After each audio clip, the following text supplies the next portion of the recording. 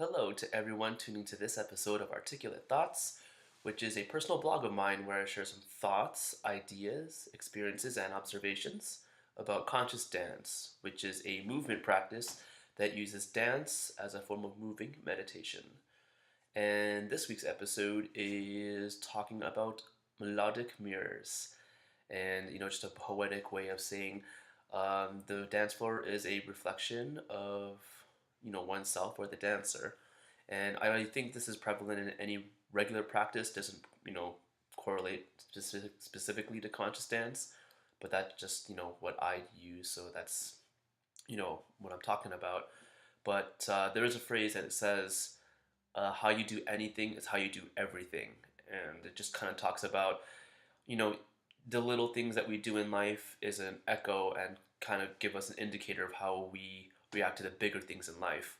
And, I see this all the time, and, there's this tendency to think that if it's not a big deal or there's not big stakes at hand, then not as much effort should be put in because the end result doesn't matter.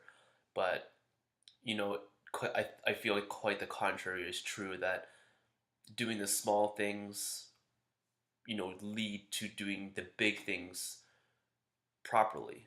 Like if we're creating a habit of not caring so much about the smaller things, then how can it be expected that we're prepared mentally to really do the big things properly? And, it's just it's just a result of paying attention every single day to habits, thought patterns, behaviors, language, all the things that we do have control of. Because in the big scheme of things, there's a lot of things that us as individuals cannot control. But at the end of the day, we can control our words, we can control our thoughts, and we can control our actions.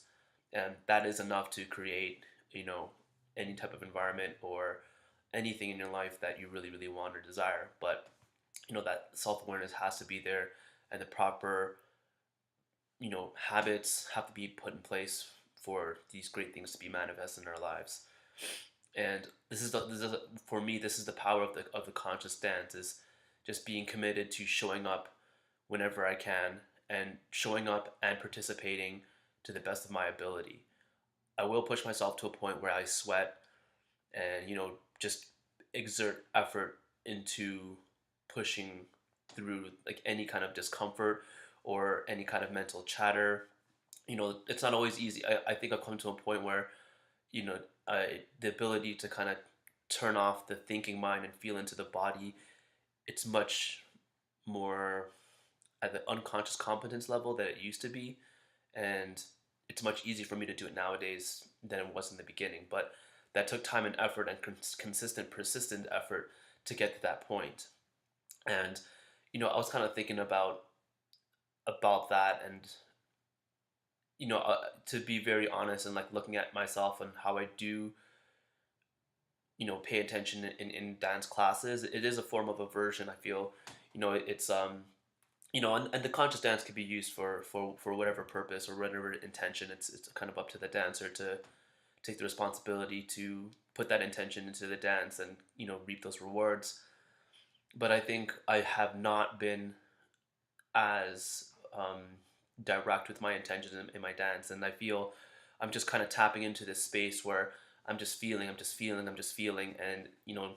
and that's a great place to be. But without intention, there's no direction into where that good stuff could really come from. And just kind of just noticing that I just kind of go through the dance, and then I feel better, and then kind of going throughout my day, and that's a great benefit. But there's an internal longing for something more meaningful and then something more valuable. And the reflection process is something that kind of maybe not been so attentive, giving as much attention lately, because I'm just kind of soaked into other things within the dance and the dance community situation. But I am being more aware of it now, and thinking about it more, and asking myself, what do I really want to gain or benefit when I do step onto the dance floor and turn my mind off and let my body do the work and pushing through that energy, and what do I want to come out of that? So another thing I wanted to share today was something that's been on my mind for the past couple of weeks, actually. I was approached by another dancer after a dance session, and they said to me, you dance, pretty, it's kind of cool and everything, but I noticed that you make really, really big movements, and you don't have to put that much effort. You don't have to make these huge, extravagant movements to really express what's really there. And I thought, that's that. Thanks for sharing that. It's really interesting. It's always great to hear um, the feedback and the observations and opinions of someone that's observing my dance and witnessing um, what's going on. That being said, it's also an opinion, and it's also going through a filter of this person's personal experiences and beliefs and postulates. So, I kind of have to take it with a grain of salt for sure. But I've been thinking about that and reflecting, so to speak.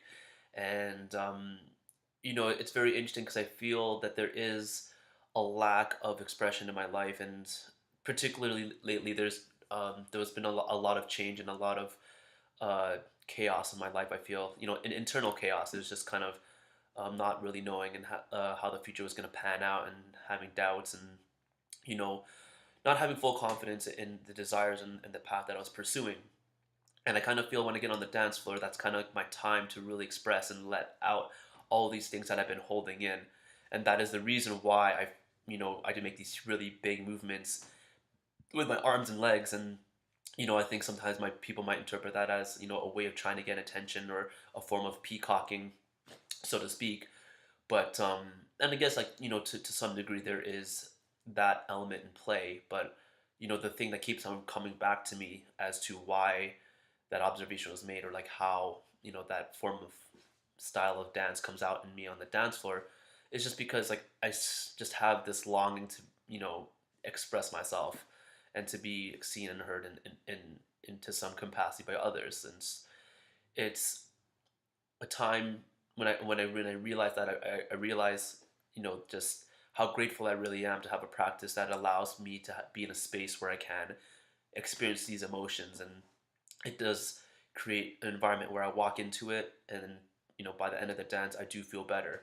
And that is very, very, very valuable. Just feeling better and having a tool to feel better is extremely, extremely useful, powerful, and I'm extremely grateful to have it in my life. So that is my thoughts on the melodic mirror. And yeah, thanks for tuning in and listening. And I hope this inspires you to check it out, the conscious dance community. And inshallah, I'll see you on the dance floor.